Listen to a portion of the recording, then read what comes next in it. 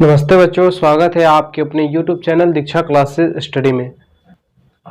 तो अब थोड़ी सी तबीयत अच्छा महसूस हो रहा है, बट अभी तबीयत तो सही हुआ नहीं, लेकिन बहुत दिनों से क्लास नागा हो रहा है। तो अब तबीयत थोड़ी बहुत, खांसी ऐसी भी है, अभी बुखार भी थोड़ा बहुत रहवे करता है। ठीक है, तो इसके लिए अब उतना ज़्यादा टेंशन लेने की नहीं है, क्योंकि जितना ज़्यादा टेंशन लेंगे उतना ज़्यादा तबीयत और ज़्यादा खराब होगा। और अब काम पे ध्यान देना है, बस इतना ही समझिए, अब काम पे ध्यान देना है। तो आज हम फिर हिस्ट्री के चैप्टर नंबर 1 पढ़ रहे थे, जिसका पार्ट आज 3 पढ़ेंगे। ठीक है, तो बस आज पार्ट 3 पढ़ेंगे। पार्ट 3 बहुत ही लंबा टॉपिक है, हो सके तो हम ये 5 टॉपिक है, जिस 5 टॉपिक को इस वीडियो में कवर करने की कोशिश करेंगे। अगर हो गया तो सही, क्योंकि वीडियो लंबा हो सकता है। ठीक है, तो देखिए, पहला टॉपिक मेरा है राष्ट्रवाद के विकास में सहायक तत्व क्या है, इसको भी पढ़ेंगे। दूसरा पढ़ेंगे रूमनीवाद यानी रूमानीवाद क्या था। तीसरा पढ़ेंगे उदारवादी राष्ट्रवाद कौन था या क्या था। चौथा पढ़ेंगे आर्थिक उदारवादी और पांचवा पढ़ेंगे रूढ़िवाद की पुनः स्थापना। इस 5 टॉपिक क्यों आज हम अच्छे तरह से पढ़ेंगे। तो आप लोगों से नम्र निवेदन है कि आप लोग क्या कीजिएगा, वीडियो को एकदम शुरू से लेकर लास्ट तक देखिएगा, क्योंकि इतिहास, हम बार बार बोलते हैं, इतिहास रटने का विषय नहीं है, समझने का विषय। तो सिर्फ आज हम पॉइंट लिखाएंगे, पॉइंट पूरी चीज को समझाएंगे, बस आपको सिर्फ कहानी के तौर पर समझते जाना है। पॉइंट अगर आपको संभव है तो कॉपी लेकर बैठिए, नोट बनाइए, नोट बनाना भी जरूरी है, नहीं बनाए थे, लेकिन अगर आप कहानी सुनते हैं तो आपको पूरी अच्छी तरह से चैप्टर नंबर 1 जो अभी हम पढ़ा रहे हैं वो अच्छी तरह से आपका क्लियर हो जाएगा। तो आज हम इसी 5 टॉपिक पे बात करेंगे। तो आप लोग सबसे पहले क्या कीजिए, इस 5 टॉपिक को अपने बुक में, सॉरी अपने नोटबुक में उतार लीजिए। उसके बाद हम इस 5 टॉपिक पे बात करेंगे। अब नए बोर्ड पे आज पढ़ाना चालू किए, तो अभी इस साइड भी नहीं हो सकते, क्योंकि इस साइड भी होंगे तो चेहरा दिखेगा ही, इसलिए अब उधर जाना पड़ेगा। तो उधर जाना पड़ेगा, इससे अच्छा है आप लोग उतारिए, और इसके बाद हम फिर एक एक टॉपिक को उठाएंगे। पहला टॉपिक उठाएंगे, उसके बाद दूसरा टॉपिक, तीसरा टॉपिक, इस तरह से पूरे टॉपिक को पढ़ेंगे अच्छी तरह से, एकदम कहानी की तरह समझा देंगे। आपको कोई याद करने की जरूरत नहीं है, एकदम सिर्फ कहानी समझ लीजिएगा, सब कुछ समझ में आ जाएगा।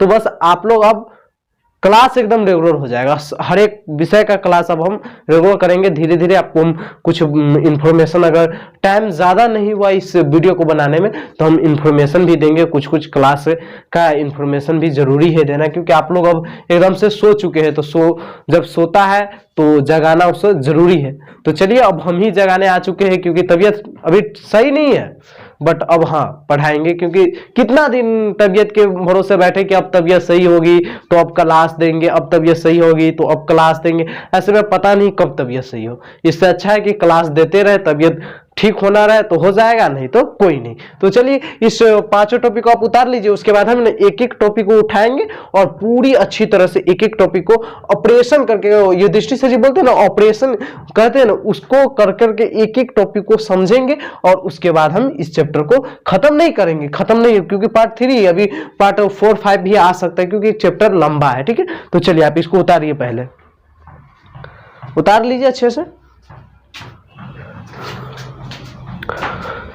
चलिए, तो अब हम पहला टॉपिक उठाएंगे, राष्ट्रवाद के विकास में सहायक तत्व। इसके बारे में कुछ लिखेंगे। इससे पहले समझ लीजिए, पहले वाले वीडियो में यानी पार्ट 2 में हम बात की थी नेपोलियन के बारे में। नेपोलियन का जन्म कब हुआ, नेपोलियन का मृत्यु कब हुआ, नेपोलियन कौन थे, नेपोलियन राष्ट्रवाद की भूमिका, राष्ट्रवाद में अपना भूमिका कैसे निभाए, नेपोलियन की मृत्यु कैसे हुई, इन सभी बातों पर हम चर्चा कर चुके थे। अगर आप पार्ट 2 नहीं देखे हुए तो पार्ट 2 भी जाकर देख लीजिए, क्योंकि पार्ट 2 देखिएगा तो पार्ट 3 और भी बेहतर तरह से समझ में आ जाएगा। ठीक है, तो आज हम पढ़ेंगे, इसमें का टॉपिक उठाया कौन, राष्ट्रवाद के विकास में सहायक तत्व, यानी राष्ट्रवाद के विकास में कौन कौन से सहायक तत्व थे उनके बारे में पढ़ेंगे। तो चलिए, इसके पहला में लिखते हैं, इस समय कुलीन वर्ग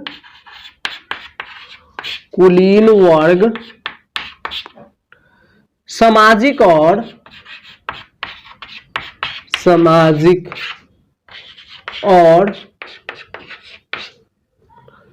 आर्थिक रूप से अत्यंत अत्यंत प्रभावशाली था।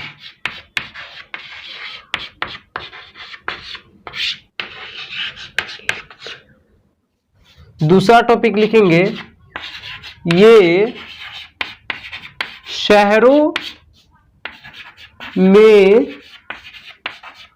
रहते थे तथा ये सभी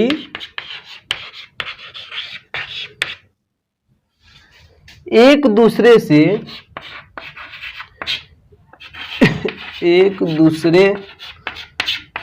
से आपस में वैवाहिक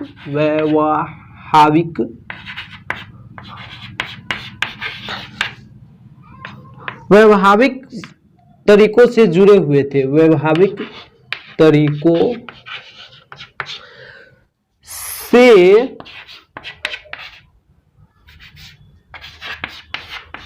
जुड़े हुए थे। तीसरा लिखेंगे, तीसरा टॉपिक लिखेंगे, ये सभी फ्रेंच भाषा ज्यादातर बोलते थे।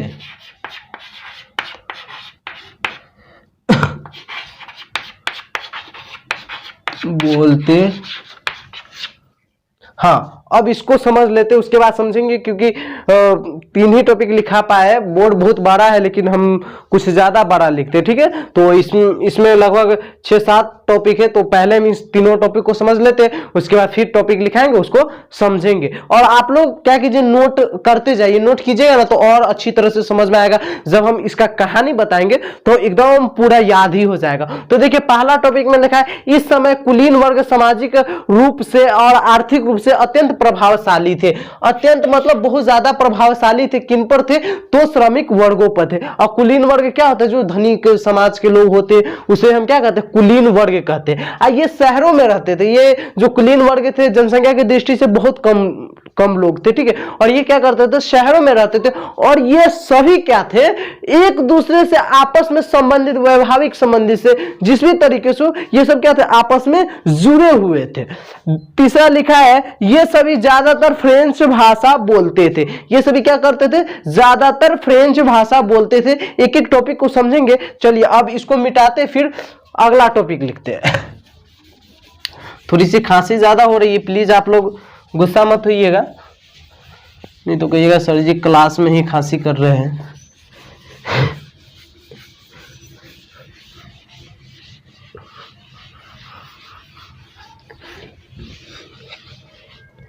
चलिए अगला टॉपिक में लिखते हैं, यही लिखेंगे जो अभी हम बता रहे थे।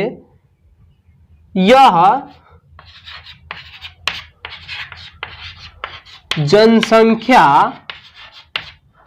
जनसंख्या की दृष्टि से बहुत कम थे,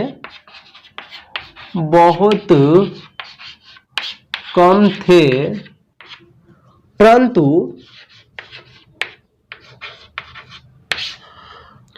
इसका प्रभाव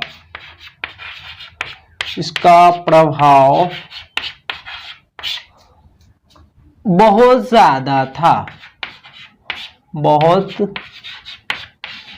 ज्यादा था। देखिए, कुलीन वर्ग के लोग क्या थे? जनसंख्या की दृष्टि से बहुत कम थे, लेकिन इनका प्रभाव क्या था? पूरे फ्रांस पे बहुत ज्यादा था और यूरोप पर भी था। अभी हम फ्रांस के पर ही चल रहे, क्योंकि राष्ट्रवाद के विकास में सहायक तत्व में ज्यादातर हमें क्या पढ़ना है? फ्रांस के बारे में ही पढ़ना है। क्या पढ़ना है? फ्रांस के बारे में ही ज्यादातर पढ़ना है। तो अभी हम कुलीन वर्ग पे बात कर रहे हैं, तो कुलीन वर्ग कहाँ के कुलीन वर्ग पे बात कर रहे हैं? तो फ्रांस के कुलीन वर्ग के पर बात कर रहे हैं, ठीक है। चलिए इसका अब अगला लिखते हैं, कुलीन वर्ग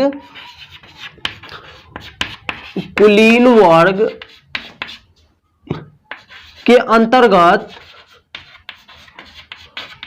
अंतर्गत मध्यम वर्ग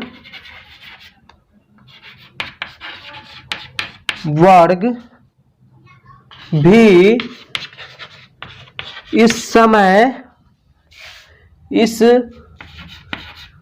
समय बहुत प्रभावशाली था। चलिए एगो हम क्वेश्चन के चिन्ह दे दिए। चलिए अब इस दो टॉपिक को समझते हैं। कहने कि इसमें थोड़ा 6-7 टॉपिक है, ज्यादा लंबा टॉपिक है, लिखने में छोटा छोटा लिख नहीं सकते क्योंकि पेंसिल से भी लिख रहे हैं आप लोग, यह भी बात समझ सकते हैं। तो एक एक टॉपिक समझिए, उसके बाद हम फिर रिवीजन कराएंगे तो आपको समझ में आ जाएगा, ठीक है। आप हम जब लिखते रहते हैं तो उसके साथ आप उतार भी सकते हैं, नोट भी कर सकते हैं। तो चलिए अगला टॉपिक में लिखा है क्या, यह जनसंख्या की दृष्टि से बहुत कम थे परंतु बहुत ज्यादा प्रभावशाली, क्योंकि कुलीन वर्ग धनी वर्ग को कहते हैं। और दूसरा में फिर लिखा है क्या, कुलीन वर्ग के अंतर्गत मध्यम वर्ग भी इस समय बहुत प्रभावशाली था। देखिए कुलीन वर्ग तो था ही, जिस समय राष्ट्रवाद के प्रचार प्रसार चल रहा था पूरे यूरोप में, उस समय कुलीन वर्ग तो बहुत प्रभावशाली था ही। और इसी समय क्या हुआ, इस समय किस समय, तो जब 1789 ईस्वी में क्या हुआ था, फ्रांसीसी क्रांति हुआ था। सॉरी 1789 ईस्वी में क्या हुआ था, हाँ 1789 ईस्वी में फ्रांसीसी क्रांति हुआ था।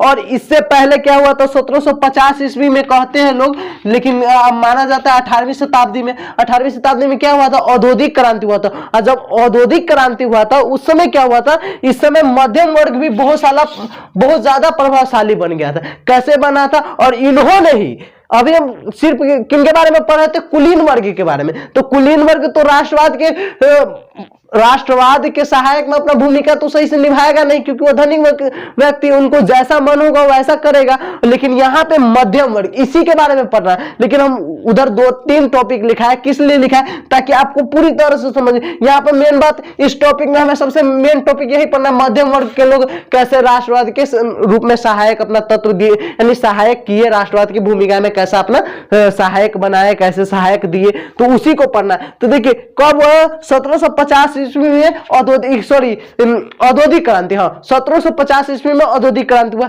एक साल माना जाता है, लेकिन ज्यादातर आपको मिलेगा 18वीं शताब्दी में, ठीक है। लेकिन डेट अगर आपसे पूछे, साल पूछे, तो 1750 ईस्वी आप बोल सकते, एकदम यह सही है, ठीक है। चलिए तो अब इससे आगे हम पढ़ेंगे तब आपको समझ में आएगा। एक एक टॉपिक को समझना है, इसलिए हर एक चीज को समझेंगे। अभी सब कुछ समझाएंगे भी, पुनः फिर से रिवीजन कराएंगे। जब एक टॉपिक खत्म होगा उसके बाद पुनः फिर से एकदम कहानी की तरह समझा देंगे, ताकि आपको कुछ दिक्कत ना हो। चलिए जब औद्योगिक क्रांति हुआ ना, कब हुआ औद्योगिक क्रांति, औद्योगिक क्रांति जब 18वीं-19वीं शताब्दी में हुआ, 18वीं-19वीं शताब्दी में औद्योगिक क्रांति हुआ, तो उस समय क्या हुआ, जो कुलीन वर्ग, पहले क्या था, दो ही वर्ग के लोग ज्यादातर थे, ठीक है। बीच में एक वर्ग आया, पहले क्या था, मध्यम वर्ग नहीं, कुलीन वर्ग। समझिए थोड़ा सा, उसके बाद हम पॉइंट को लिखेंगे तो समझ में आएगा। कुलीन वर्ग था और एक क्या था, श्रमिक वर्ग। देखिए पहले यही दोनों वर्ग थे। कुलीन वर्ग क्या करते थे, श्रमिक वर्गों पर अत्याचार करते थे, उनसे काम करवाते थे।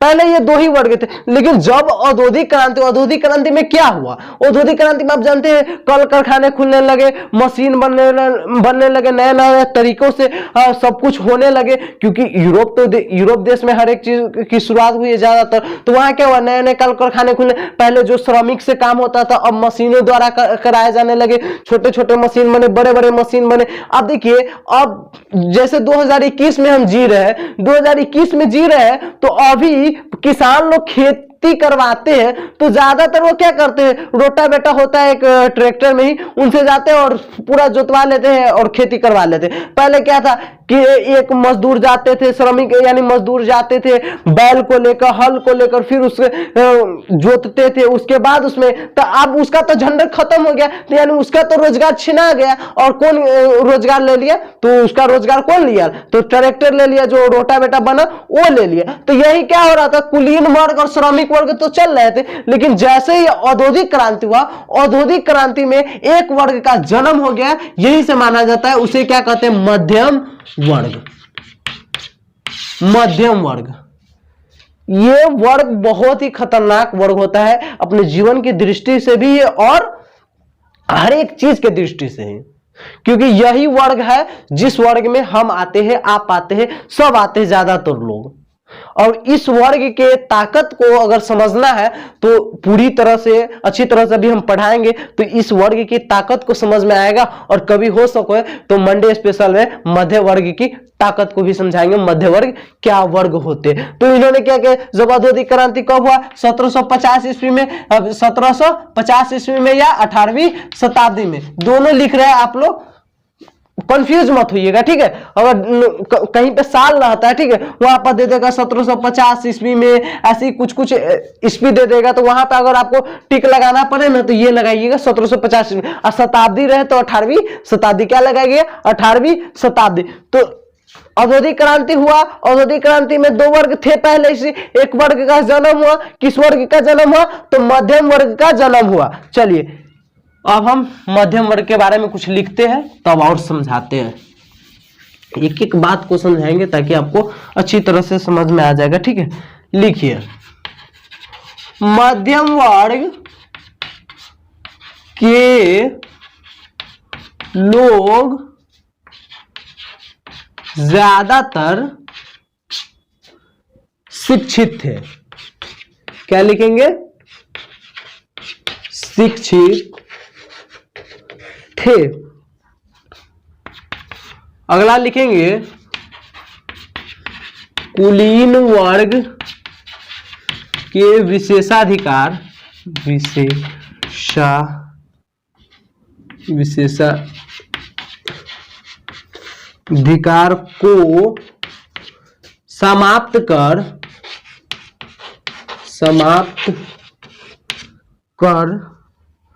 उस समय ज्यादा प्रभावशाली बन गया, प्रभावशाली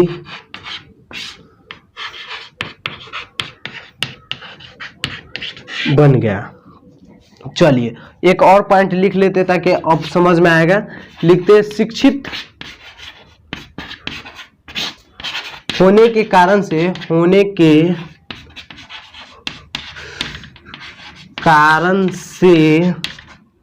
राष्ट्रवादी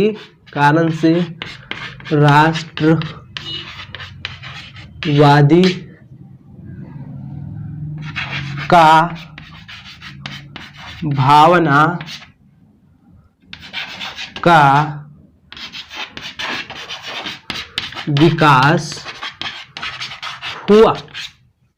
चलिए अब समझ लेते, थोड़ा सा बुखार है तो इसलिए पसीना ज्यादा आता है, पसीना की वजह से कहीं कहीं पे बोर्ड पे भी निशान हो जाता है, पसीना बहुत ज्यादा छूट रहा है, बुखार है ही अभी, ठीक है। तो देखिए हम लिखा है क्या, एक लिखा है, अगला में क्या लिखा है, मध्यम वर्ग के लोग ज्यादातर शिक्षित थे। क्या मध्यम वर्ग के लोग हमेशा ही शिक्षित होते हैं? अभी भी भारत के एक साधारण सी आप उदाहरण ले सकते हैं। देखिए जो तो एक गरीब व्यक्ति होते हैं, गरीब जो निचली जाति होते, वो तो ज्यादा पढ़ते लिखते नहीं, क्योंकि उनको बचपन से काम मम्मी पापा लखा देते हैं, वो करते हैं। और क्या ज्यादा जो भारत में धनिक व्यक्ति, भारत का एक छोटा सा उदाहरण लेते हैं आपको समझाने के लिए, उसके बाद आपको अच्छी तरह से समझ में आएगा। तो भारत में भी हम अपने गांव शहर में भी देखते हैं, अपने छोटे से गांव में भी देखते हैं कि क्या जो ज्यादातर गरीब है उनके बच्चे नहीं पढ़ते, वो अपने कामों में लगे रहते और करते। और जो ज्यादातर धनी वो क्या अपना व्यवसाय खोल लेते और व्यवसाय में लगे रहते। कोई पढ़ता है और ज्यादा कितना पढ़ेगा, मैट्रिक तक पढ़ेगा, 10th तक, और 10th के बाद छोड़ देगा।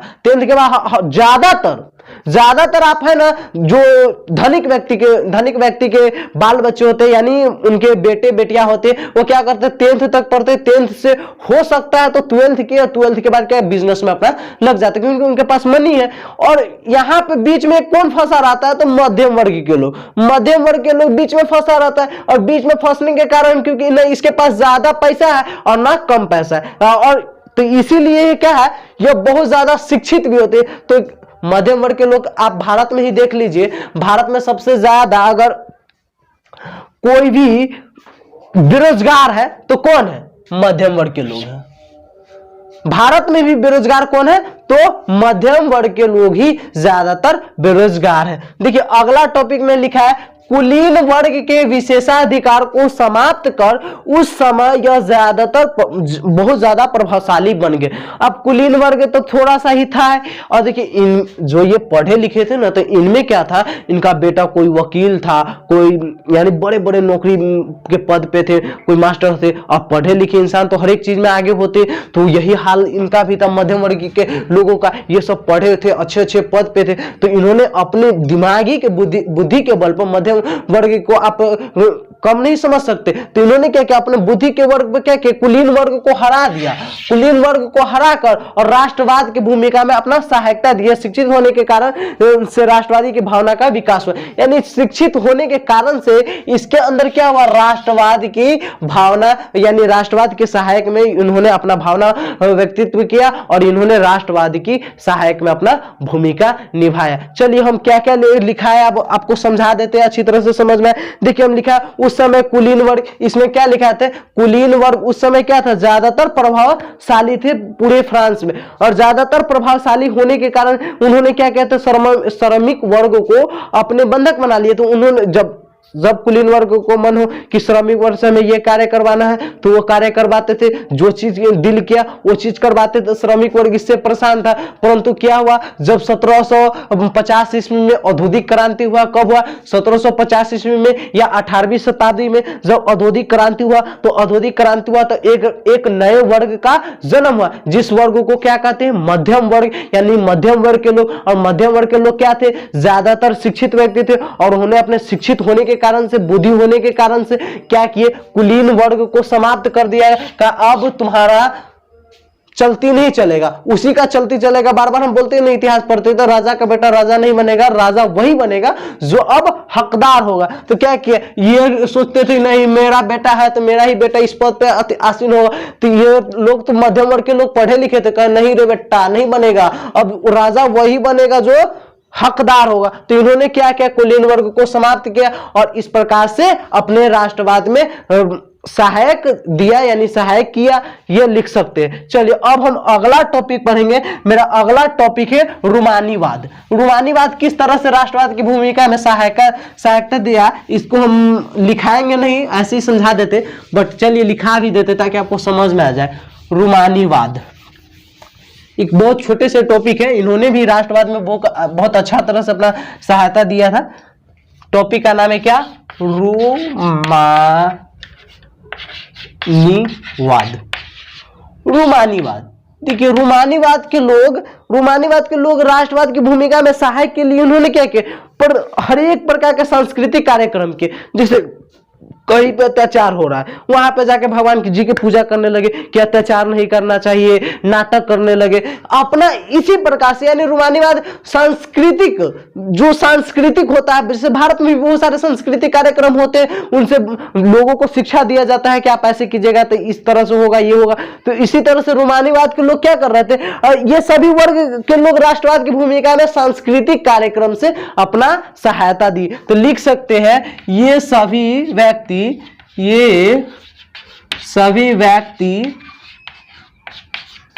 राष्ट्रवाद की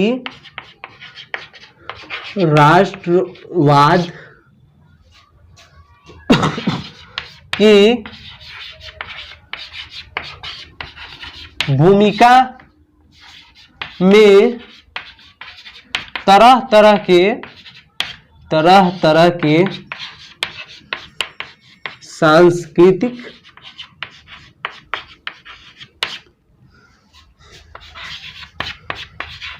कार्यक्रम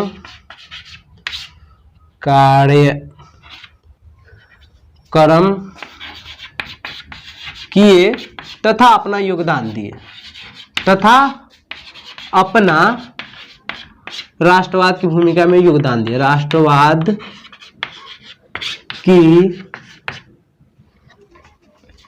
राष्ट्रवाद की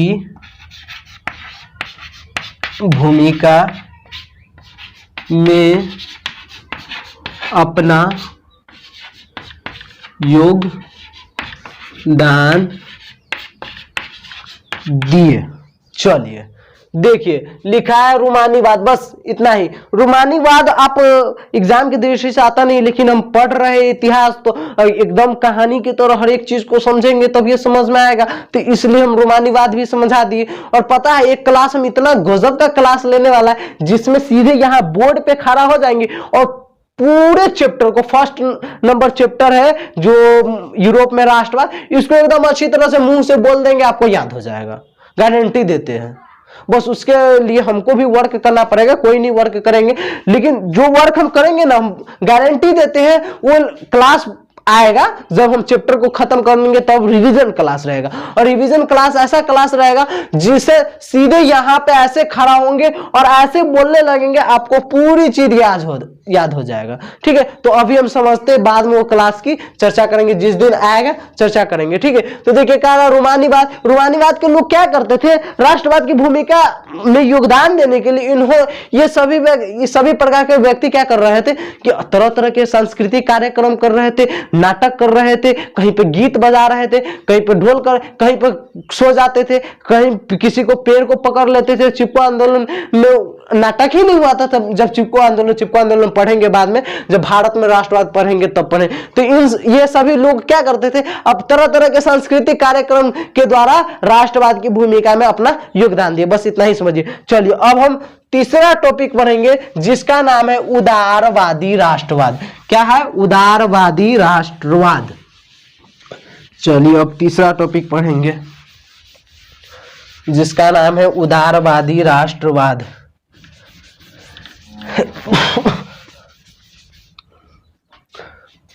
देखिए नाम है क्या मेरा, उदारवादी राष्ट्रवाद। इसमें से कहां से क्वेश्चन आएगा यह भी बताएंगे लास्ट में, अभी हम पढ़ लेते हैं अच्छी तरह से। ठीक है, उदारवादी राष्ट्रवाद पसीना के चक्कर में पूछा भी नहीं रहा है, चलिए कोई नहीं। देखिए उदारवादी राष्ट्रवाद, उदारवादी शब्द है ना लैटिन भाषा से लिया गया, लैटिन भाषा के लीबर शब्द से लिया गया। किस शब्द से लिया गया? लीबर शब्द से। सबसे पहले इसका एक पॉइंट लिख लेते अच्छी तरह से ताकि हमको पूरा समझ में आए। जब उदारवादी पढ़ेंगे, उदारवादी राष्ट्रवाद, और राष्ट्रवाद के परिभाषा तो हम जानते हैं, और उदारवादी का क्या अर्थ होगा यही नहीं समझेंगे तो पढ़ेंगे क्या? इसका टॉपिक लिखाएंगे कुछ समझिए में नहीं आएगा, तो इसलिए पहले हम एक टॉपिक लिख लेते। आप लोग भी हमारे साथ लिख लीजिए। चलिए लिखिए, लिखेंगे उदारवादी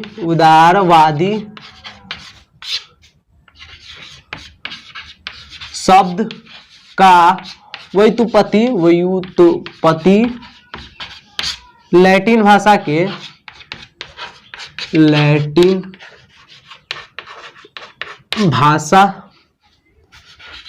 के लीबर शब्द से हुआ है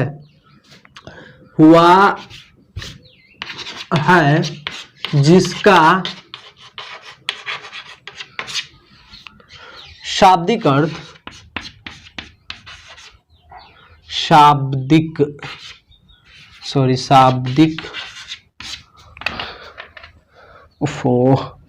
शाब्दिक अर्थ आजाद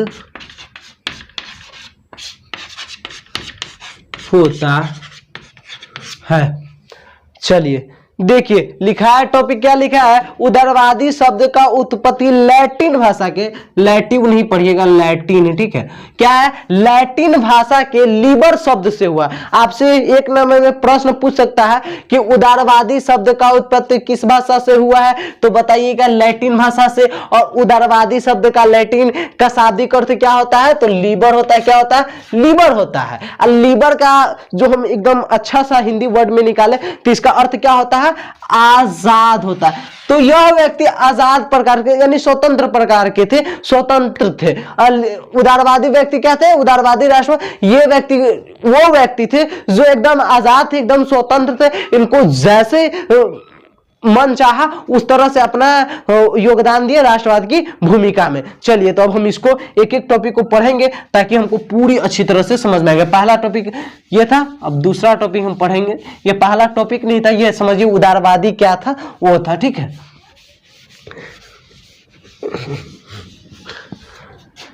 चलिए लिखिए पहला में, उदारवादी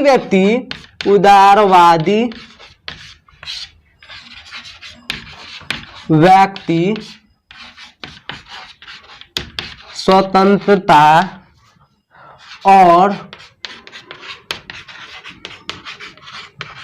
कानून का समक्ष समानता का बल देते थे।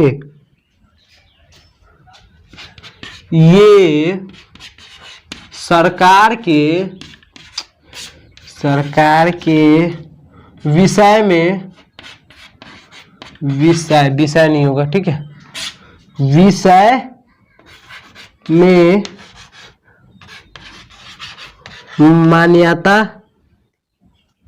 मान्यता थी कि, लिखेंगे मान्यता थी कि यह आम सहमति, क्या लिखेंगे, आम सहमति से बनी हो। अगला लिखेंगे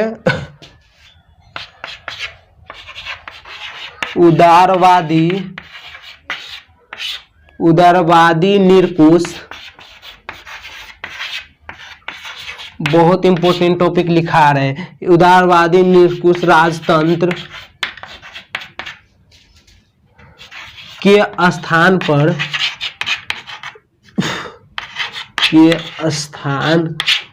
पर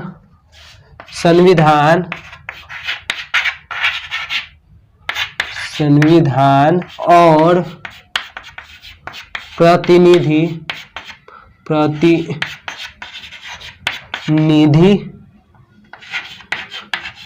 सरकार पर बल देते थे। चलिए इसको समझ लेते हैं, उसके बाद हम आगे लिखेंगे। देखिए पहला में लिखे उदारवादी व्यक्ति स्वतंत्रता और कानून के समक्ष समानता का बल देते थे। उदारवादी व्यक्ति क्या थे, ये तो स्वतंत्र थे ही, तो इन्होंने क्या, ये व्यक्ति लोग वो व्यक्ति थे जो कहते थे कि हम समानता का बल देंगे, यानी सबको समान देखेंगे क्योंकि यह खुद स्वतंत्र है, और कानून को यह मानते थे, कहते थे कानून के बल पे चलेंगे, जो कानून कहेगा उसी के समक्ष पर चलेंगे। दूसरा इस टॉपिक लिखा है, यह सरकार के विषय में मान्यता थी कि यह आम सहमति से बनी हो। यह लोग चाहते थे क्या, कि सरकार जब भी बने तो आम सहमति से, आम का मतलब क्या, पूरे जनता के सहमति से सरकार बने। ये लोग क्या चाहते थे, उदारवादी लोग क्या चाहते थे कि जब भी सरकार बने तो कैसे बने, आम सहमति से, यानी आम लोगों की भूमिका से सरकार बने। अगला लिखा है उदारवादी निरंकुश राजतंत्र के स्थान पर संविधान और प्रतिनिधि सरकार पर बल देते थे। उदारवादी लोग ऐसे व्यक्ति थे जो नहीं चाहते थे कि निरंकुश शासन चले। निरंकुश शासन बहुत खराब शासन होता है, आपको हम इससे पहला चैप्टर में, सॉरी पार्ट 1 में भी बताया और पार्ट 2 में भी बताया। तो ये लोग क्या चाहते थे कि संविधान और प्रतिनिधि का सरकार, यानी संविधान के तौर पर, एक कानून के तौर पर, जो यहीं पर लिखा देते, कानून के तौर पर ये चाहते थे कि सरकार बने और प्रतिनिधि सरकार बने, क्योंकि जनता चुने वैसा सरकार ये लोग चाहते थे। चलिए इसका अगला पॉइंट लिखाएंगे तब और समझ में आ जाएगा।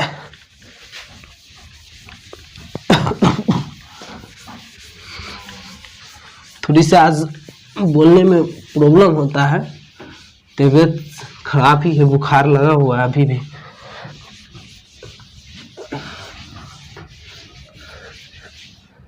चलिए एक लिखिए निजी, इसमें क्या लिखिएगा, निजी संपत्ति की सुरक्षा के अधिकार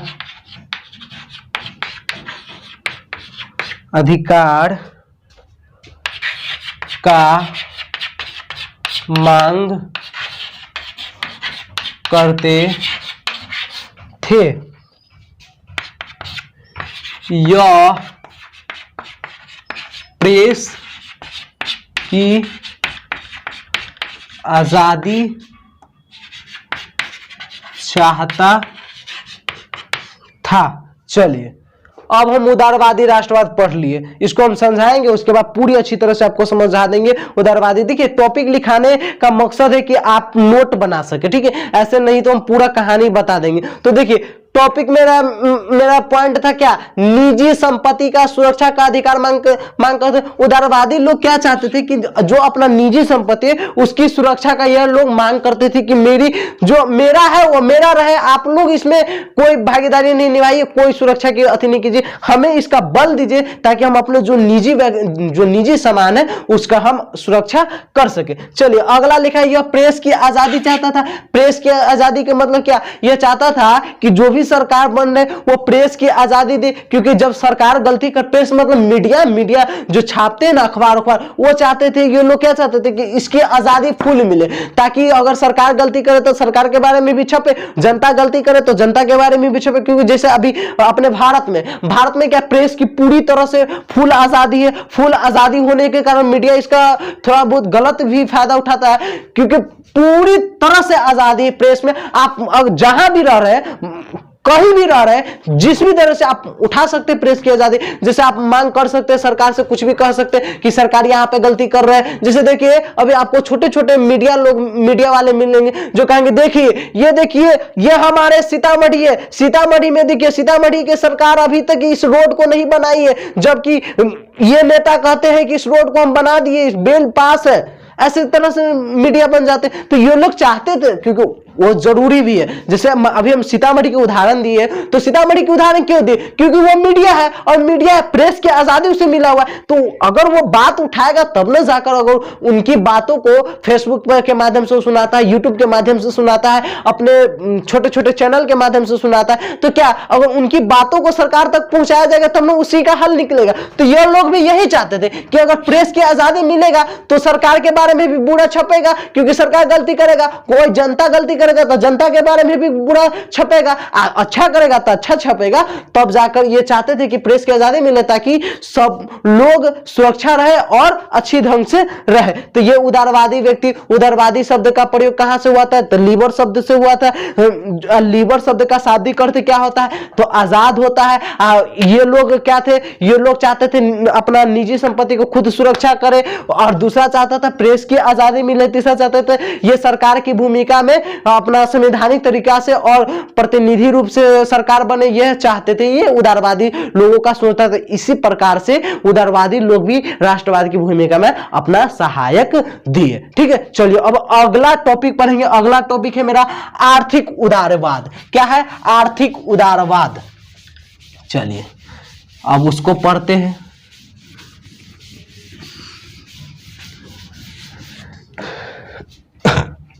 लिखेंगे आर्थिक उदारवाद। चलिए इसके बारे में लिखेंगे टॉपिक आर्थिक उदारवाद के। पहला टॉपिक लिखेंगे, यह मुक्त व्यापार के पक्षधर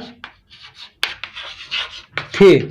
चलिए समझेंगे, ये सभी सबको समझाएंगे, अच्छी तरह से समझ में आ जाएगा। ये सभी चाहते थे कि बाजार सरकारी नियंत्रण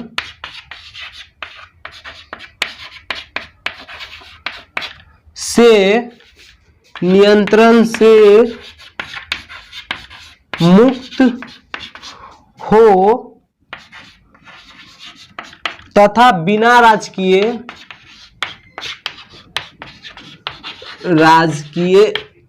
राजकीय हस्तक्षेप अथवा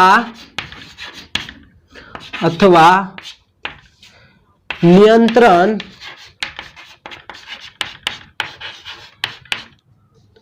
के पूंजी का आवागमन हो।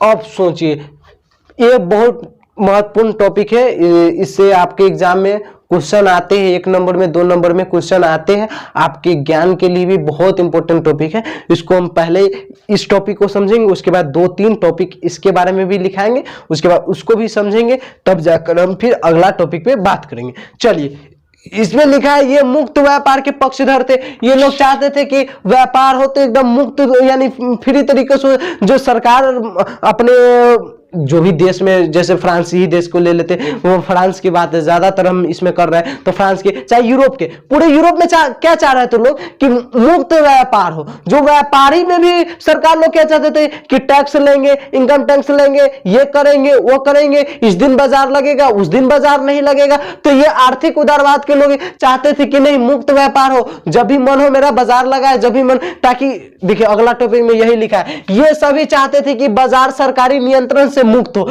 जो सरकार के नियंत्रण में बाजार चलते थे, ये क्या चाहते थे, इससे यह मुक्त हो, तथा बिना राजकीय हस्तक्षेप थे। जो सरकार इसमें हस्तक्षेप करते हैं, यानी अपना भूमिका देते हैं, उससे निवारे यानी उभरे, और नियंत्रण के पूंजी में आवागमन, यानी जब सरकार इस पे अगर नहीं करेगा तो क्या है, पूरी तरह से जो आर्थिक उदारवादी के लोग हैं, यानी जो व्यापार करते हैं, उनको पूरी तरह से छूट मिल जाएगा। तो इससे क्या होगा, पूंजी में बढ़ावा होगा, और पूंजी में बढ़ावा होगा तो उनके देश में भी वृद्धि होगा, और उनके खुद के पूंजी में भी वृद्धि होगा। तो ये लोग यही चाहते थे, लेकिन परंतु वहां के सरकार चाहते थे कि नहीं, यह हम नहीं देंगे। तो इसी के लिए एक चीज भी हुआ था, उसको जस्ट अभी हम लिखते हैं। चलिए, क्या चीज हुआ तो वो भी लिखेंगे, पहले 1-2 टॉपिक समझ लेते हैं।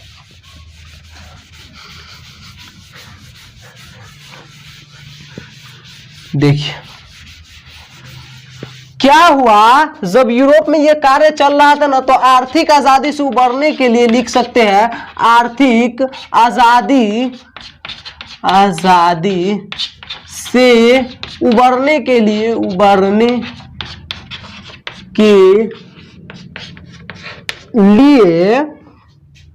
1834 ईस्वी प्रासा ने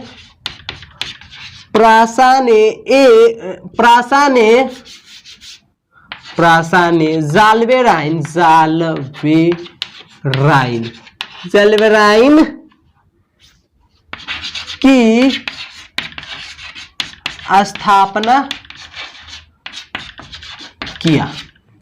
अगला लिखते हैं, यह संस्था व्यापारियों के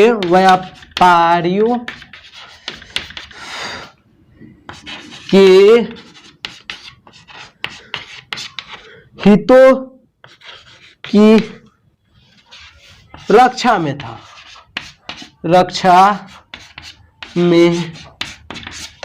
चलिए देखिए, अभी बोले ना कि जब यह कार्य चल रहा था, व्यापारियों को क्या है कि सरकार पूरा खुली तरह से व्यापार नहीं करने देते थे। तो इसी के सपक्ष में सभी लोगों ने मिलकर, कौन सबसे ज्यादा इसमें कौन भूमिका निभाया, तब प्रासा ने निभाया। प्रासा ने भूमिका निभा के क्या किए, जाल्वेराइन, क्या है, जाल्वेराइन की स्थापना की। आपसे प्रश्न एक पूछता है, बोले ना यह बहुत इंपॉर्टेंट टॉपिक है, तो इसमें पूछेगा जाल्वेराइन संघ की स्थापना किस राज्य ने की, 1 नंबर में पूछेगा तो बताइएगा प्रासा। अब पूछेगा जाल्वेराइन संघ क्या है, तो अब बताइए, जाल्वेराइन संघ वह संघ व्यापारियों के हित में खोला गया था। इससे क्या हुआ, व्यापारियों की संस्था, यानी व्यापारियों को अपने व्यापारी करने में पूरी तरह से मुक्त हो गए, और वह अपने जाल्वेराइन संघ के नियम कानून से व्यापारी करते थे। यह लिख सकते हैं। तो देखिए, हम लिखा है, यह संस्था व्यापारियों के हित में के रक्षा में था, यानी यह संस्था ही खोला गया था व्यापारियों के हित के लिए। यह संस्था किस लिए खोला गया था,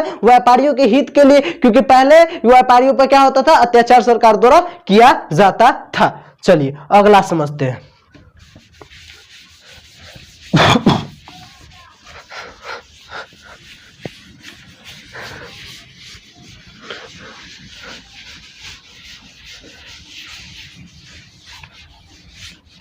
चलिए एक बहुत इंपॉर्टेंट टॉपिक लिख रहे हैं, इसके क्या लिखेंगे, थोड़ा सा मिटा लेते अच्छी तरह से,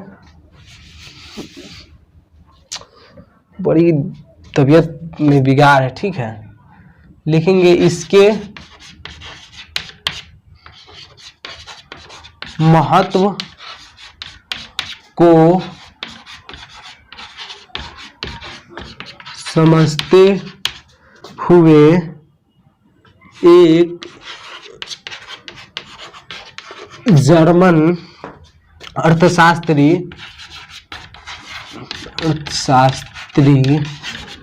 फ्राइडरिख,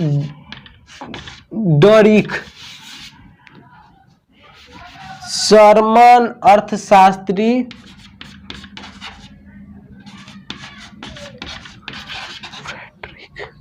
लिस्ट ने लिखा।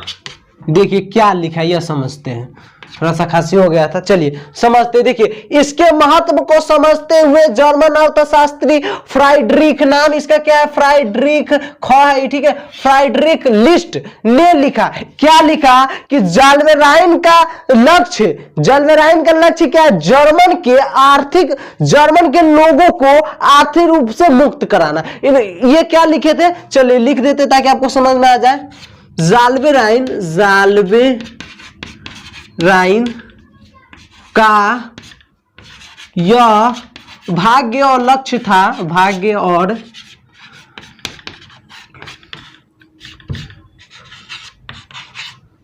लक्ष्य था कि जर्मन के लोगों को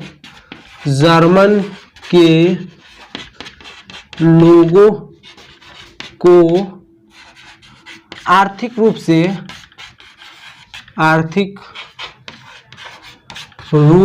से एक राष्ट्र में बांध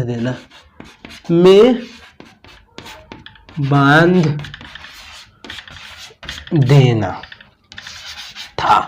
चलिए देखिए, जब कौन बना, जाल्वेराइन संस्था, जाल्वेराइन संघ बोलते, जाल्वेराइन संघ बोलिए या संस्था बोलिए, जाल्वेराइन संघ प्रासा राज्य ने बनाया। तो इनके महत्व को समझते हुए जर्मन के महान अर्थशास्त्री, वो क्या थे, बहुत महान अर्थशास्त्री, जिनका नाम था फ्राइडरिख लिस्ट, कहीं पे फ्राइडरिच लिस्ट रहता है। तो उन्होंने क्या लिखा कि जाल्वेराइन का यह भाग्य और लक्ष्य है, यानी जाल्वेराइन लक्ष्य यानी जाल्वेराइन संघ का यानी जाल्वेराइन संस्था का यह भाग्य और लक्ष्य था क्या, कि जर्मन के लोगों को यानी जर्मनी के लोगों को क्या आर्थिक रूप से एक राष्ट्र में बांध देना। यानी जब आर्थिक रूप से एक राष्ट्र में बन जाएगा तो क्या जर्मन के लोगों को क्या बहुत ज्यादा फायदा होगा, क्यों होगा, क्योंकि यह लोग क्या हो जाएंगे, एकदम आर्थिक रूप से स्वतंत्र हो जाएंगे। क्या हो जाएंगे, स्वतंत्र हो जाएंगे। चलिए अब इसको मिटाते हैं और अगला चीज को समझते हैं। मेरा लास्ट पॉइंट है उसको समझेंगे, उसके बाद एक अच्छी तरह से पूरी कहानी को समझ लेंगे ताकि हमें पूरा रिवीजन हो जाए आज की क्लास में हम क्या क्या पढ़े। अब हम लास्ट टॉपिक पे बात करेंगे, उसके बाद हम कल के वीडियो बहुत ही धमाकेदार होने वाली है, ठीक है, क्योंकि उस वीडियो में हम बहुत ही इंपॉर्टेंट विषय पे बात करेंगे। और आज का भी यह वीडियो बहुत इंपॉर्टेंट था क्योंकि यह जानकारी के लिए बहुत इंपॉर्टेंट था। इससे ज्यादातर ऑब्जेक्टिव क्वेश्चन आते हैं, सब्जेक्टिव में नहीं पूछते। हाँ, अगर सब्जेक्टिव में पूछेंगे ना तो पूरा बहुत इंपॉर्टेंट ये पूरा टॉपिक आपको लिखना पड़ेगा 4 नंबर में, जो आज हम लिखा रहे हैं, ठीक है। आपका प्रश्न पूछ सकता है, क्या पुस्तक है, यूरोप के लोगों ने राष्ट्रवाद की भूमिका में किस प्रकार से अपना योगदान दिया था। तो अगर यह प्रश्न पूछ देवे 4 नंबर में यानी 5 नंबर में, तो आपको आज हम जो टॉपिक लिखा है वो सब टॉपिक लिखना पड़ेगा। इसलिए आप लोग देखिए, टॉपिक लिखाने का मकसद नहीं, बहुत सारे टीचर यूट्यूब पर भी पढ़ाते, आप पढ़े भी होंगे, क्या कहते एक एक टॉपिक लिख देते जो पढ़ाना है। जैसे हम अभी क्या पढ़ा रहे थे, आर्थिक राष्ट्रवाद पढ़ा रहे, तो वो टॉपिक लिख दे, बस उसके बारे में यहाँ पर खड़े हो गए और बता दिए, कुछ लिखे रहते वो देख देख कर बता दे। लेकिन हमारा वो लक्ष्य नहीं, हमारा लक्ष्य क्या है कि आप अगर नोट बनाइएगा ना तो नोट काम आता है। एग्जाम के समय में आपका न बुक काम आएगा और न जो पढ़े थोड़ा बहुत याद रहेगा वही काम आएगा, और नोट सबसे ज्यादा काम आएगा, क्योंकि नोट बनाना बहुत बड़ा कला है। युधिष्ठिर सर जी नोट बनाने वाले विषय पर बहुत अच्छी तरह से बात किए हुए, जो बच्चे नए हैं नहीं देखे वीडियो, मंडे स्पेशल से प्लेलिस्ट बना हुआ, मंडे स्पेशल से प्लेलिस्ट बना, उस प्लेलिस्ट में जाइए और देख लीजिए वीडियो, क्योंकि अगर आपको नोट बनाने आ जाएगा ना अच्छी तरह से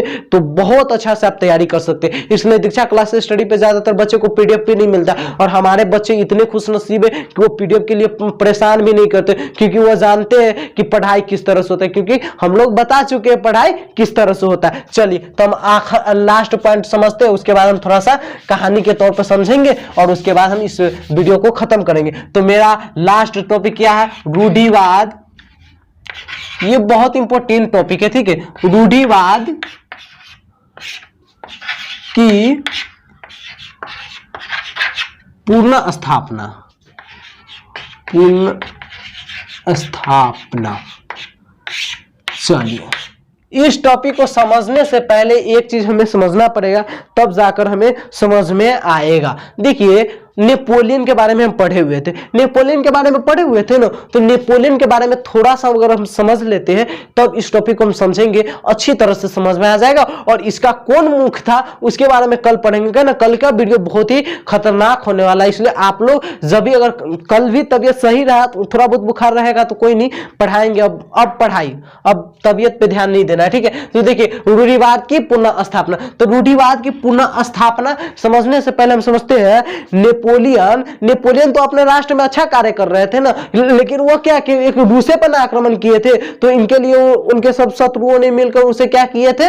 बंदी बनाकर सबसे पहले एल्वा नामक द्वीप में रखे, उसके बाद सेनहेला नामक द्वीप में रखे, जहां से नेपोलियन की 6 वर्ष बाद मृत्यु भी हो गई। तो नेपोलियन की मृत्यु हो गई तो वहां का चांसलर कौन बना था? आपको ये बात हम बताए हुए थे, नहीं बताए हुए थे तो सबसे पहले समझ लीजिए, वहां का चांसलर किसे बनाया गया था? लुई 18वां को बनाया गया था।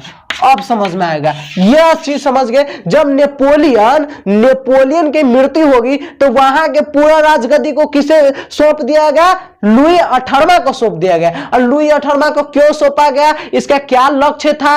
कि सब लोग क्या चाहते थे, जो भी लोग चाहते थे कि इतना ज्यादा नेपोलियन कार्य कर रहे हैं, यह कार्य नहीं होना चाहिए, पहले ही जैसा पूरा चीज आ जाना चाहिए, जो इसी को कहते हैं पुनः स्थापना, यानी पहले जो चल रहा था वही चलना चाहिए। तो इन्होंने क्या किए, जब नेपोलियन का मृत्यु हो गया तो लुई 18वां को फ्रांस की गद्दी पर बैठाया, और फ्रांस की गद्दी पर जब लुई 18वां बैठे तो लुई 18वां जब फ्रांस की गद्दी पर बैठ गए तो फ्रांस की गद्दी पर बैठने के बाद इन्होंने क्या कार्य किया? इन्होंने वही कार्य किया जो पहले फ्रांस में कानून चल रहे थे, वही सब तरह नेपोलियन पूरी तरह से कानून बनाए हुए थे, कोड बनाए हुए थे, उस सब तरह को खत्म कर दिया। और यह क्या किया? पुनः स्थापना, यानी पूरा रूढ़िवाद जो पहले चल रहा था, रूढ़िवाद जो चल रहा था, या इसको कहते हैं निरंकुश राजतंत्र चल रहा था, तो उन्होंने क्या किया? निरंकुश राजतंत्र के पूरा से स्थापना कर दिया, ठीक है। चलिए अब इसके बारे में 1-2 टॉपिक लिखेंगे, उसके बाद पूरी अच्छी तरह से अगले क्लास में हम इस पे बहुत अच्छी तरह से चर्चा करेंगे, ठीक है। चलिए पहला लिख लीजिए इसका, 1815 ईस्वी में, 1815 ईस्वी में नेपोलियन पराजय हुआ। पराजय, देखिए बोले थे ना, यही लिखाएगा, पराजय हुआ। तब जाकर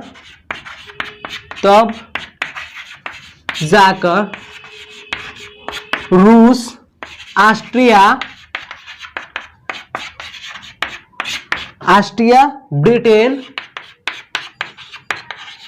ब्रिटेन और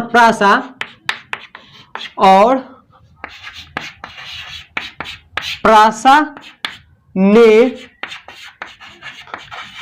मिलकर एक नया संधि बनाया, जिसे वियना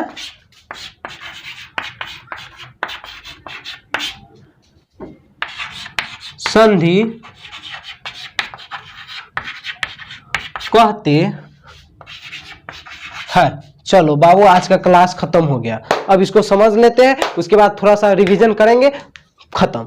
देखिए लिखा है क्या, रूढ़िवाद की पुनः स्थापना। तो जब नेपोलियन की मृत्यु 1815 ईस्वी में जब नेपोलियन पराजय हुआ था, उसके बाद क्या हुआ था, सभी व्यक्तियों ने, कौन कौन व्यक्तियों ने, तो रूस, ऑस्ट्रिया, ब्रिटेन और फ्रांस, ब्रिटेन को भी इंग्लैंड कहते हैं, ये सभी व्यक्तियों ने मिलकर क्या किया था, एक नया संधि बनाया था। आज जिस संधि को हम क्या कहते हैं, वियना की संधि या कांग्रेस की संधि, यह भी वियना कांग्रेस, एक बार आएगा कभी कभी वियना कांग्रेस या वियना की संधि, तो यही एक ही था, ठीक है, दोनों में कोई बदलाव नहीं है। कभी भी फंसेगा आपसे, कभी कहीं पर पूछता है वियना कांग्रेस क्या थे, कभी भी पूछेगा वियना संधि क्या थे, तो आप लोग फंसिएगा नहीं, ठीक है। तो वियना संधि का ये चारों लोगों ने मिलकर क्या किया, इसका स्थापना किए, और इस स्थापना के जरिए उन्होंने क्या किया, रूढ़िवाद की पुनः स्थापना यूरोप में किए, फ्रांस में किए। फ्रांस में सबसे पहले किए, फ्रांस में उस समय राजा कौन थे, जब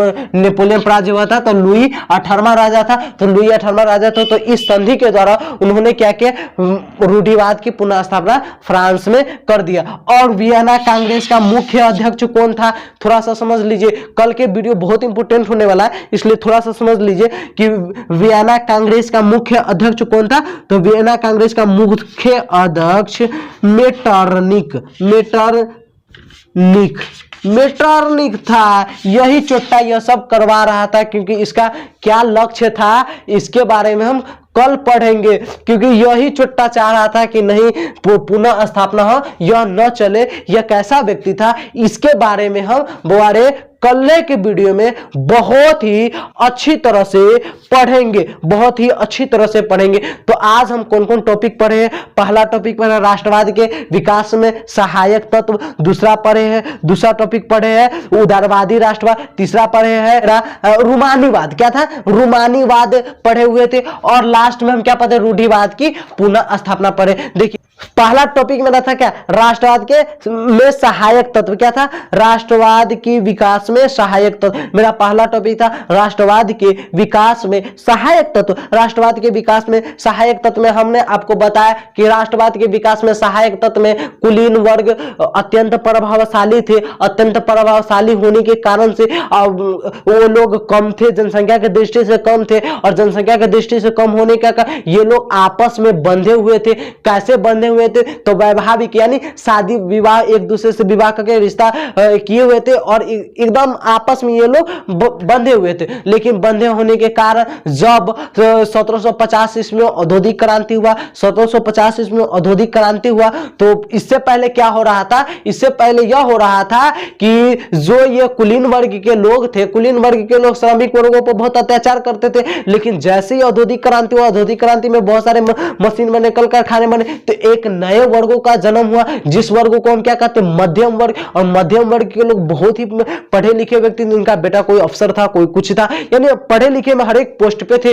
तो इन सबों ने क्या किया, कुलीन वर्ग को समाप्त किया, क्योंकि कुलीन वर्ग तो बहुत सा अत्याचार कर रहे थे, तो इसको समाप्त किया। और इसको समाप्त करके इन्होंने क्या किया, राष्ट्रवाद की भूमिका में अपना योगदान दिया। रूमानीवाद कैसे योगदान दिया, अब रूमानीवाद समझ लेते। रूमानीवाद क्या किए, और इन्होंने अपने तरीके से पूरे यूरोप में क्या किए थे, इन्होंने अपने तरीके से संस्कृति कार्यक्रम करते थे, और उस प्रकार से सबके अंदर राष्ट्रवाद की भावना जागृत करते थे कि नहीं, यह निरंकुश राजतंत्र है, यह निरंकुश राजा है, इससे हटो और अपना यानी योगदान निभाओ, ये गलत कर रहे हैं, तो अपना संस्कृति कार्यक्रम से वो सब कुछ कर रहे थे। तीसरा हम पढ़ रहे थे, क्या पढ़ रहे थे, आर्थिक उदारवाद। आर्थिक उदारवाद के लोग क्या थे, आर्थिक उदारवाद के लोग चाहते थे कि हम अपना व्यापार स्वतंत्र रूप से करें, इसमें सरकार का कोई हस्तक्षेप न हो। हस्तक्षेप न होने के कारण क्या किया, जलबेराइन प्रासा ने एक संघ बनाया, जिस संघ को क्या कहते हैं, जलबेराइन संघ। जलबेराइन संघ के द्वारा क्या किया गया, पूरे व्यापारियों को हित में कार्य किया गया। उस संघ का यही भाग्य और लक्ष्य था कि पूरे व्यापारियों को एक अच्छा योगदान दिया जाए, यानी जो सरकार इसमें हस्तक्षेप कर रहे थे उसको दूर किया गया, और इसमें उन्होंने अपना भूमिका दिया। इसी पे एक अर्थशास्त्री ने क्या लिखा था, अर्थशास्त्री ने कि जर्मन का यह भाग्य और लक्ष्य था कि आर्थिक रूप से पूरे जर्मन को एक तरफ यानी एक तरह से बांध देना। क्या लक्ष्य था कि जर्मन के पूरे व्यापारियों को एक तरह से बांध देना ताकि हमारा देश विकसित हो जाए। क्या हो जाए? हमारा देश विकसित हो जाए। उसके बाद हम लास्ट में पढ़े, क्या पढ़े? रूढ़िवाद की पुनः स्थापना। तो रूढ़िवाद की पुनः स्थापना फ्रांस में किया गया, इसलिए किया गया क्योंकि वहां पे नेपोलियन तो बेचारा बहुत अच्छा कार्य कर रहा था। इनका गलती यही ना था कि थोड़ा सा रूस पे आक्रमण कर दिया था, रूस पे ब्रिटेन पे थोड़ा सा आक्रमण कर दिया, ये दोनों थोड़ा देश बलवान देश थे। तो ये कहा नहीं रे, ये अगर अपना चाले चलाएगा तो पूरे यूरोप को तो एक तरह से पूरी यूरोप को तो हड़प ही लिया था, लेकिन जो बचा था ये सोच रहा था कि हमको भी हड़प लेगा तो हम लोग भी इनका गुलाम हो जाएंगे। तो ये लोग क्या किए, ये नेपोलियन इस पे हमला किए और ये लोग क्या किए, ये सभी देशों ने मिलकर, 4 देशों ने मिलकर क्या किया, नेपोलियन को हराया। नेपोलियन को हराकर पराजय किया। पराजय करने के बाद वाटरलू की लड़ाई में पराजय किया। उसके बाद उसे बंदी बनाकर रख दिया, जहां से 6 वर्ष के बाद उनका मृत्यु भी हो गया। तो मृत्यु हो गया। उसके बाद क्या हुआ, जो फ्रांस में राजा थे नेपोलियन, और नेपोलियन उनके बाद किसको बना दिया गया, लुई 18वां को बना दिया गया। और लुई 18वां को बनाया गया इसी शर्त पे, कौन से, पहले समझिएगा, लुई 18वां को बनाया गया वियना कांग्रेस की संधि के द्वारा। वियना कांग्रेस की संधि के द्वारा बनाया गया, इसलिए बनाया गया क्योंकि वहां पुनः से रूढ़िवाद की पुनः स्थापना हो जाए, यानी पहले वहां जिस प्रकार से शासन चलता था उसी प्रकार से शासन चले। और वियना कांग्रेस का मुख्य अध्यक्ष कौन था, मेटरनिक था। तो मेटरनिक के बारे में बोले थोड़ा सा तबीयत ज्यादा खराब है और वीडियो भी बहुत लंबा हो चुका है, तो हम मेटरनिक के बारे में कल अच्छे तरह से पढ़ेंगे। मेटरनिक कौन था, मेटरनिक यहां से वियना कांग्रेस में किस तरह से चुपके से अपना योगदान दिए और यहां पर इसको नेपोलियन को हरवाया। तो हम इस सभी पे अगले वीडियो में अच्छी तरह से चर्चा करेंगे। तो आप लोग बताइए क्लास कैसा लगा, और क्लास के बहुत जल्द हम एक इंफॉर्मेशन वीडियो लेकर आ रहे हैं जिसके जरिए से आपका अब हर एक चीज की क्लास एकदम रेगुलर हो जाएगा। आप लोग चिंता मत कीजिएगा, अब कुछ भी हो क्लास आएगा, क्योंकि हम खुद से अपने में बहुत बड़े बड़े बदलाव किए हुए, क्योंकि अब बदलाव जरूरी था, हमें लग गया बदलाव जरूरी, इसलिए हम बहुत सारे बदलाव किए, वो भी आपके सामने धीरे धीरे हम साझा कर ही देंगे, वक्त आने दीजिए। बस आज के लिए इतना ही रखते हैं। Thank you so much. आपको यह वीडियो कैसा लगा बताइएगा जरा, और अपने सारे दोस्तों में शेयर कीजिए ताकि वो भी हमसे कुछ पढ़ सके, रिवीजन भी कर सके। अगर आपके ऑफलाइन कोचिंग में पढ़ाई हो गया तो आप रिवीजन कर सकते हैं अच्छी तरह से। जो हम पढ़ा रहे हैं हम गारंटी देते हैं आपके ऑफलाइन में भी इतने अच्छे से एक एक बारीकी से टॉपिक को उठाकर नहीं पढ़ाया गया होगा। वहां पे सवाल क्वेश्चन आंसर कराया गया होगा, थोड़ा बहुत समझाया गया होगा, लेकिन यहाँ पे हम एक एक टॉपिक को उठाकर अच्छे से समझाते हैं क्योंकि आपको अच्छा नॉलेज हो। दीक्षा क्लासेस का सबसे बड़ा एक ही उद्देश्य रहता है कि आपको एक अच्छा नॉलेज दे। एग्जाम पास कराना बड़ी बात नहीं है, एग्जाम पास कराने के लिए हमारे पास ऐसे ऐसे टीचर को हम लाकर खड़े कर चुके हैं इस चैनल पे, जो आपको गारंटी देते हैं 1 से 1.5 महीना में एग्जाम पास करवा देगा, वो भी 400 प्लस नंबर से गारंटी के साथ। लेकिन मेरा वो उद्देश्य नहीं है एग्जाम पास कराना। क्या उद्देश्य है मेरा? उद्देश्य यह है कि हम अपने बच्चे, जो भी बच्चे पढ़े, दीक्षा क्लास स्टडी आपको मालूम है ना, बहुत कम बच्चे पढ़ते इस चैनल से, तो वही कम बच्चे पढ़े, लेकिन क्या पढ़े, अच्छा से पढ़े, नॉलेज ले। हम बस यही चाहते हैं, क्योंकि अगर हमारे बच्चों के पास नॉलेज रहेगा, जैसे अगर हमारे पास नॉलेज है तब हम नॉलेज डिलीवर कर पाते हैं, तो इसी तरह से आप लोग भी कर पाइए। तो नॉलेज सबसे बड़ा जरूरी। एग्जाम पास करना कोई बहुत बड़ी बात नहीं है, एग्जाम पास करने के लिए हम लोग खुद है। अगर आप चाहिएगा ना तो पर्सनल कॉल कर लीजिएगा, नंबर तो ऑलरेडी सबके हमारा नंबर सबके पास है, कॉल कर लीजिएगा, पूछ लीजिएगा कि निसार सर एग्जाम कैसे पास करेंगे, हम बता देंगे। आप अभी से सो जाइएगा, फिर भी एग्जाम के समय में 1 महीना 1.5 महीना पहले पढ़िएगा, एग्जाम पास हो जाइएगा। ठीक है, तो बस एग्जाम पास नहीं करना है। हमारे जितने भी बच्चे, प्लीज आप एग्जाम पास करने के लिए नहीं पढ़िए, नॉलेज के लिए पढ़िए, क्योंकि नॉलेज आपके पास रहेगा तो वही नॉलेज आपको काम आएगा, अन्यथा कोई चीज काम नहीं आएगा। तो थैंक यू सो मच, आज के लिए इतना ही रखते हैं। धन्यवाद, थैंक यू सो मच। फिर मिलते हैं अगले वीडियो में, जब तक के लिए जय हिंद, जय भारत।